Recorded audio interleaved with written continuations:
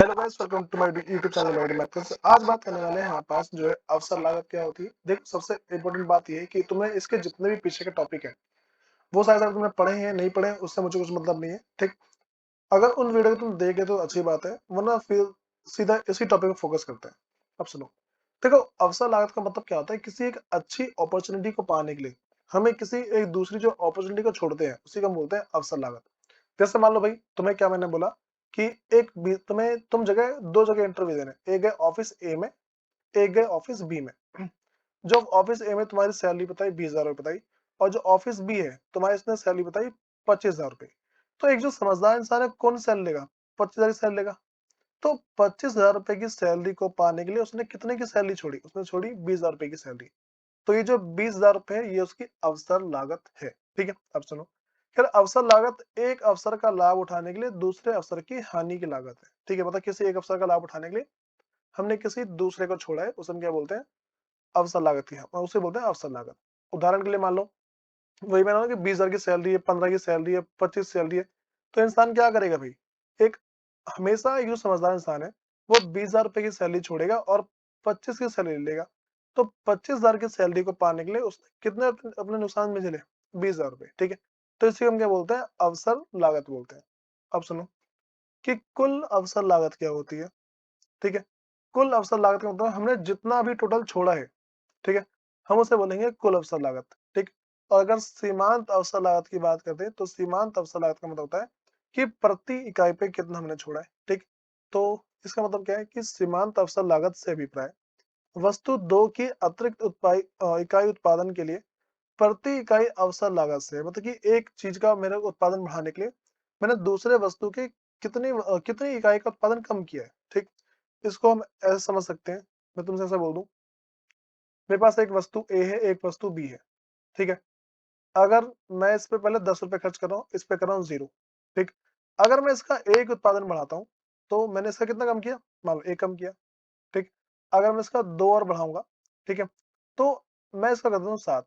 ठीक, तो हर एक अगली इकाई को बढ़ाने के लिए मैं कितनी इकाई त्याग रहा हूँ? मैं कितनी कम कर रहा हूँ? बार बार माइनस का 1 कम कर दिया। ठीक है, फिर 2 कम कर दिया। ठीक, यहाँ पे कितना बार बार 1 1 बढ़ रहा है। ठीक है, कितना बढ़ रहा है यहाँ पे? 1 1 बढ़ रहा है। तो अगर मान लो मैं इसको 3 करूँगा तो मुझे और कम करना पड़ेगा यहाँ पे। ठीक है? तो हर बार एक अगली इकाई का उत्पादन करने के लिए हम जितनी इकाई का त्याग कर रहे हैं, प्रति इकाई का जो त्याग कर रहे हैं, उसे हम बोलते हैं सीमांत अवसर लागत। ठीक? और ये इसका फॉर्मूला होता है सीमांत अवसर लागत का, लाभ बटे में हानि। तो अगर तुम्हें इसके ऊपर ना एक पूरा क्वेश्चन चाहिए, ठीक है? तो कमेंट करो, मैं तुम्हें इसका जो एक प्रैक्टिकल क्वेश्चन सॉल्व करवा दूँगा। अब सुनो, हमारे पास कुछ टॉपिक है, पीपीसी, और उसमें खिसकाव के बारे में बात करते हैं कि भाई जो खिसकाव है किस-किस तरीके से होता है। पहला, संसाधन के रूप में देखते हैं। ठीक?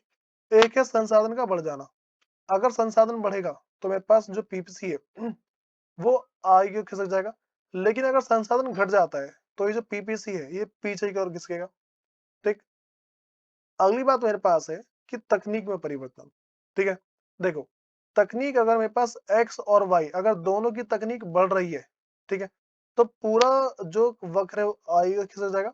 और अगर ये घट रही है, ये क्या मेरे पास दोनों पीछे खिसक जाएगा। वैसे ही मेरे पास ऐसा अगर होता है, मान लो कि सिर्फ एक्स की तकनीक बढ़ती है, अगर सिर्फ एक्स की तकनीक बढ़ रही है, तो सिर्फ एक्स से इस वाले हिस्से से एक्स तो यहीं पे होगा ना, एक्स यहाँ पे वस्तु एक्स ये रही, वस्तु वाई ये रही। ठीक है, यहाँ पे वस्तु एक्स था, ये वस्तु वाई है। तो अगर सिर्फ वस्तु एक्स की तकनीक बढ़ती है तो हम इसे इस तरफ से बढ़ा देंगे, और अगर तकनीक घट जाती है तो हम इसको इसी तरफ से कम कर देंगे। अगर मैं ऐसे मान लो वाई को लेके चलूं, ठीक है, अगर वाई की तकनीक बढ़ती है तो मैं इसको आगे खिसका दूंगा। ठीक, अगर वाई की तकनीक घट जाती है तो इसको पीछे खिसका दूंगा। इस तरीके से समझना मैं सारा सारा। अब सुनो, हमारे पास ना कुछ कुछ क्वेश्चन ऐसे आते हैं कि जिससे हमें पता लग जाता है कि हमारा घाटा हो रहा है कि फायदा हो रहा है। अच्छा बताओ, बाढ़ आने से क्या होगा? फायदा होगा घाटा होगा? घाटा होगा तरीके से। अगर घाटा होगा तो उत्पादन संभावना वक्र पीछे को खिसक जाएगा। अच्छा बताओ, टैक्स बढ़ाने से क्या होता है? अगर टैक्स बढ़ जाएगा तो हमारा घाटा होगा, तो हम इसको, तो जो मेरा उत्पादन संभावना वक्र है वो पीछे की ओर खिसकेगा। लेकिन अगर टैक्स मेरे पास घट जाता है तो ये मेरे पास क्या है? आगे की ओर खिसक जाएगा।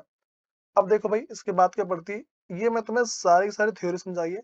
अब एक वीडियो तुम्हारी आएगी जिसमें तुम्हें इसके जो इंपॉर्टेंट क्वेश्चंस हैं, ठीक है, जितने इसके इंपॉर्टेंट क्वेश्चन बनते हैं वो सारे करवा दूंगा और वो तुम्हारी होगी वन शॉट वीडियो, ठीक है। और उस वन शॉट वीडियो में तुम्हें समझना होगा कि एग्जाम में किसी भी क्वेश्चन का आंसर कैसे लिखते हैं, ठीक, और कैसे प्रेजेंट करते हैं। फिर मिलते हैं इसकी नेक्स्ट वीडियो में। धन्यवाद।